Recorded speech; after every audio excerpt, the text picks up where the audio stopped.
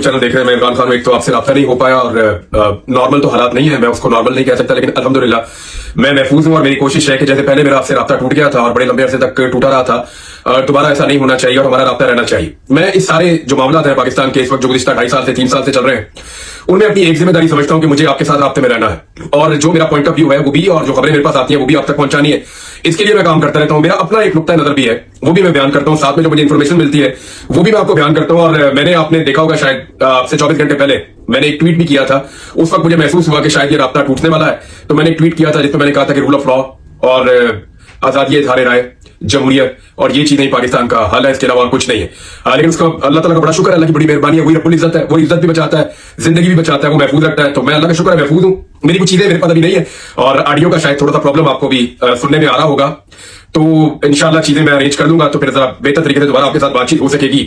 तफसीलात में जाने के बजाय मैंने अपने आप से भी एक वादा कर रखा है कि ज्यादा खप डालने के बजाय अपना काम हम जारी रखेंगे और अपने काम का जो नेक्स्ट फेज है उसका आगाज करते हैं। इस वक्त जो सिचुएशन है वो तकरीबन वैसी है जैसी हम 2 दिन पहले बात कर रहे थे। चीजें ज्यादा बदली नहीं है, सवाल इसके मुज़ाकरात शुरू हुए। तो मुज़ाकरात शुरू हुए, उस हवाले से मेरी कुछ लोगों से राब्ता हुआ। वो मुज़ाकरात क्या है, उनका नतीजा क्या निकलेगा, ये मैं आपको बता देता हूं। दूसरा मैं आपको ये बताता हूं कि बरतानिया से और यूरोपीय यूनियन से जो प्रेशर अब आना शुरू हुआ, इवन अमेरिका से भी, फौजी अदालतों में सिविलियंस को जो ट्रायल करके उनके ऊपर मुकदमा बनाने के बाद उनको जो फैसले किए गए हैं, उन फैसलों के नतीजे में जो रद्द-ए-अमल आ रहा है वो भी बड़ा खौफनाक है। उसमें कुछ चीजें ऐसी हैं जिनके ऊपर मुझे आपसे बात करनी है। एक तो जो यूरोपीय यूनियन है, उनका बाकायदा उनके तर्जुमान का पूरा एक स्टेटमेंट है। वो स्टेटमेंट अगर आप डिटेल से पढ़ें, अभी मैं आपको पढ़ के सुना नहीं सकता, मेरे पास कोई ऐसी चीज नहीं है जिसमें पढ़ के आपको सुनाऊं, लेकिन मैं आपको ये बता देता हूं कि पाकिस्तान यूरोपीय यूनियन का जो है वो उसमें कुछ एग्रीमेंट्स हैं जिनका पाकिस्तान हिस्सा है, जिसकी बुनियाद पर पाकिस्तान को इमदाद भी मिलती है। जीएसपी प्लस स्टेटस जिन मुल्कों को मिला हुआ है, उन्होंने कुछ स्पेसिफिक चीजें जिनके ऊपर सिग्नेचर कर रखे हैं, उनमें पाकिस्तान भी एक है।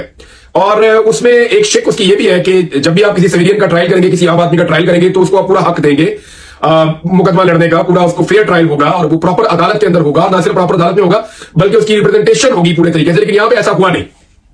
फिर ये मिलिट्री कोर्ट है। मिलिट्री कोर्ट को पूरी दुनिया में कहा जाता है कि military court is not a court. ये तो जो फौजी अदालत होती है, ये तो अदालत ही नहीं होती।